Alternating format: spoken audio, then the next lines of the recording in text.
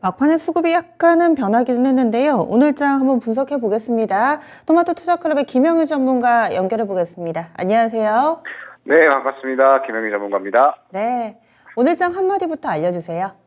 네, 단기 조정 구간 진입으로 말씀드리겠습니다. 네, 담백하게 단기 조정 구간 진입 이렇게 주신 이유는요?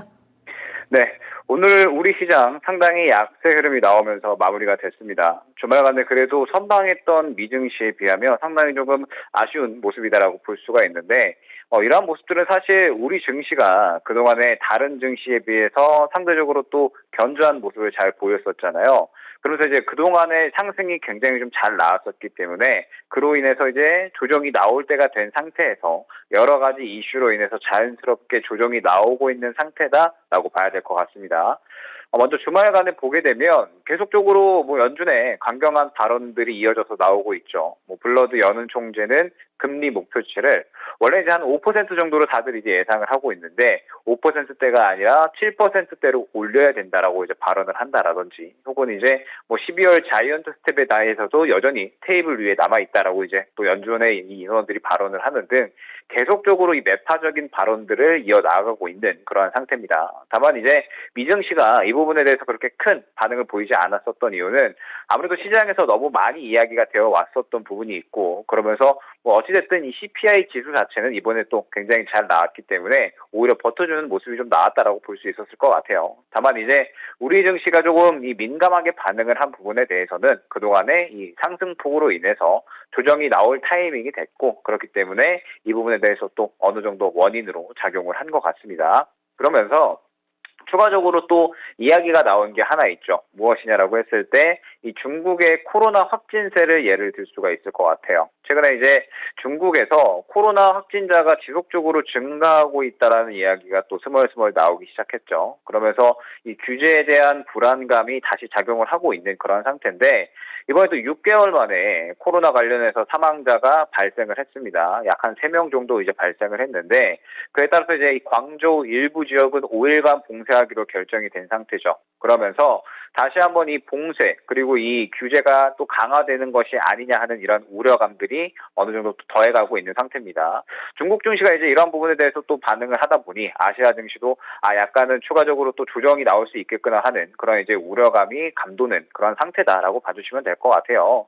그러면서 지금 현재 오늘 이번 주 시작이 약간은 이 만족스럽지 않은 조정의 시작으로 이제 어느 정도 또 한 주를 시작을 했는데 이러한 조정은 그래도 딱히 우려할 만한 조정은 아니다라고 계속해서 보고 있습니다. 시장은 이제 지난 9월 말부터 해서 코스피 기준으로 2100 수준에서 2500 수준까지 굉장히 좀 좋은 상승이 나왔잖아요. 때문에 슬슬 쉬어가는 타이밍이 필요한 구간은 분명했습니다. 때문에 지금 현재 상태에서는 이슈를 떠나서 나올 만한 조정이 나오고 있는 것으로 보고 있거든요. 때문에 지금 현재 전체적으로 이전에 말씀드렸던 2차전지 대형주들 이제 필두로 해서 차익 실현 나오는 종목들이 굉장히 좀 많아지고 있다라고 봐야 될 것 같고 그러면서 이제 시장의 조정폭이 약간은 커지고 있지만 사실 이제 그동안에 저번 주부터 해서 올라갈 만한 종목들은 또 충분히 상승이 잘 나와주고 있거든요.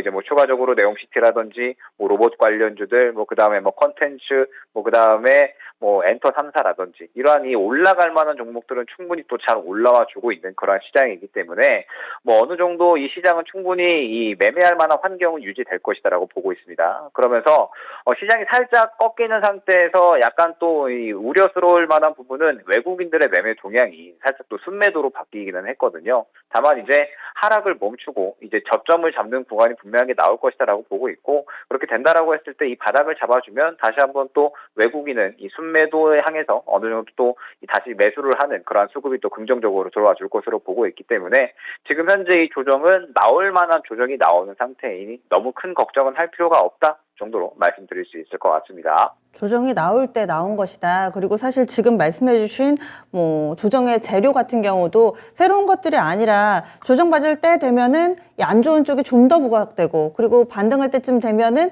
기존에 있던 내용인데 좀 더 강하게 부각이 되고 이런 장세가 최근 들어 이어지는 모습입니다. 그런데 이 시장을 박스권으로 볼 수 있을까라는 데 조금 의문이 생기더라고요. 차트 한번 좀 봐주세요. 고점하고 저점하고 동시에 이렇게 내려가는 우하향 패턴이 그려져서 만약에 이번에 밀려 내려간다면 직전 저점을 잘 지켜내줄 수 있을까? 뭐 이런저런 복잡한 마음이 좀 드는 분들도 계실 텐데 어떻게 보세요? 시장은 단기적으로 박스권을 분명하게 형성할 것이다라고 보고 있습니다. 이제 이전에 저점이 잡혔었던 구간이 시장에서 가장 우려감이 크게 형성이 되었었던 구간이었죠. 이제 CPI가 가장 좋지 않게 나오면서 우려감이 또 굉장히 더해졌었던 그러한 구간이기 때문에 지금 이 이전 저점을 깰 만한 하락은 추가적으로 나올 것이다라고 보고 있지는 않고 이제 이 코스피 2100 구간이 이전 하락 구간인데 이 구간보다는 약 한 2300 정도 구간에서 다시 한번 자리를 잡아줄 것이다라고 보고 있습니다. 그러면 이제 저점은 한 2300 정도에서 잡아주되 또 고점을 뚫어내기에는 약간 또 어려운 흐름이 나올 수는 있어요. 지금 현재 뭐 당장의 시장이 좋은 호재는 없는 상태이기 때문에 또 고점을 뚫어내기는 어렵다라고 한다면 단기적으로는 박스권 장세는 분명하게 연출이 될 수 있다라는 것이고 때문에 이 박스권 장세에서는 역시나 또 가장 중요한 게 굉장히 또 종목 순환이 중요하잖아요. 이 개별 종목 장세를 이용을 해서 수익을 좀 잘 챙겨 나가야 되는 포트를 좀 재정비하는 그러한 전략이 필요하다라고 보고 있습니다. 이번 주에 체크포인트 어떤 것들이 있을까요? 네, 역시나 이제 방금 말씀을 드렸듯이 시장은 단기 조정 가능성이 굉장히 좀 높아진 구간이다라고 보고 있거든요. 때문에 바닥을 잡을 때까지는 여유롭게 좀 지켜보는 그런 매매 전략이 필요하다라고 보고 있습니다. 조금 더 자세하게 보게 되면 금일 코스피랑 코스닥이 어느 정도 낙폭을 키우면서 추세가 꺾이는 모습이 살짝 나와줬죠. 때문에 단기적으로 추가적인 조정 가능성은 분명하게 커졌다라고 볼 수가 있습니다. 그렇다면 지금 집중해야 될 부분은 적극적으로 종목들을 접근해서 이 수익을 챙기겠다라기보다는 현재 포트에서 정리할 종목은 과감하게 좀 정리를 하고 현금 보유를 하면서 다시 한번 이 시장이 바닥을 잡을 때까지 여유롭게 매매 전략을 잡아가는 게 굉장히 중요해진 구간이다라고 볼 수가 있을 것 같아요. 그러면서 이제 이번 주 흐름을 어느 정도 좀 예측을 해본다면 당장의 강세는 나오기는 힘들 수가 있죠. 추세가 꺾인 상태에서 계속적으로 이 연준의 강경한 발언이나 혹은 이제 중국의 코로나 이슈 등이 오늘 한 주를 시작하면서 쏟아져 나왔기 때문에 당장 이 시장을 끌어올릴 만한 이슈가 부재한 이상 단기적인 조정은 또 추가적으로 이어질 수 있다라고 봐야겠죠. 때문에 이번 주에 가장 중요하게 봐야 될 것은 시장 단기 조정은 어느 정도 나올 수 있다라고 보고 바닥을 잡을 때까지 여유롭게 종목들을 꾸려 나가는 그러한 관점이 중요하다 설명드릴 수 있을 것 같습니다. 네, 그러면 절대 전략 어떻게 세우셨어요? 네, 역시나 마찬가지 관점일 것 같아요. 시장이 지금 현재 바닥을 잡는 구간까지 개별 종목 장세는 이어질 것이기 때문에 신규 수급주에 주목할 필요성이 있다라고 보고 있습니다.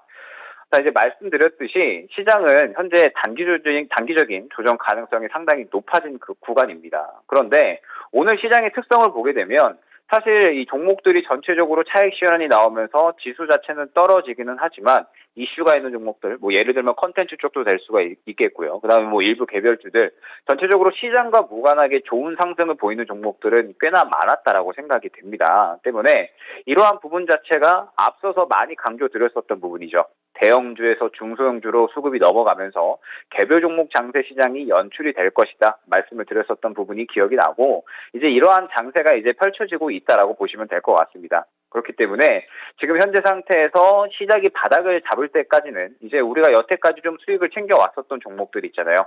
이제 뭐 대표적으로 배터리 3사 관련된 종목들이 될 것 같은데 이런 뭐 LG화학이나 LG에너지솔루션, 삼성 SDI 이러한 대형주들 혹은 이제 실적주보다는 시장에 주목할 만한 이슈가 있는 종목들. 뭐 최근에 예를 들게 되면은 뭐 가장 대표적으로 네옴시티, 뭐 혹은 또 우크라이나 재건 등등 로봇 쪽도 볼 수가 있겠고요. 이처럼 이제 이슈가 있는 종목들이 단기적으로는 움직임이 매우 활발해질 확률이 높다라고 볼 수가 있을 것 같아요.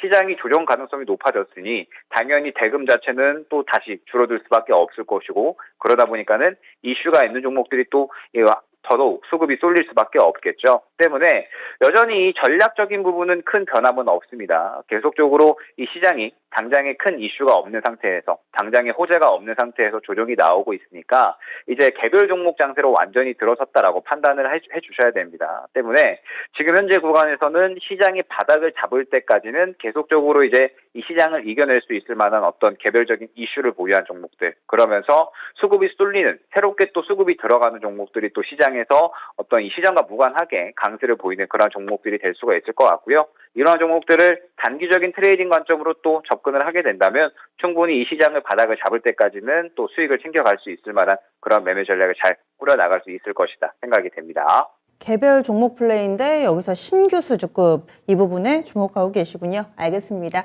오늘 말씀 고맙습니다. 네, 감사합니다. 네, 절대전략이었습니다. 토마토 투자클럽 김영일 전문가의 의견까지 들어봤고요. 저희 준비한 내용은 여기까지입니다.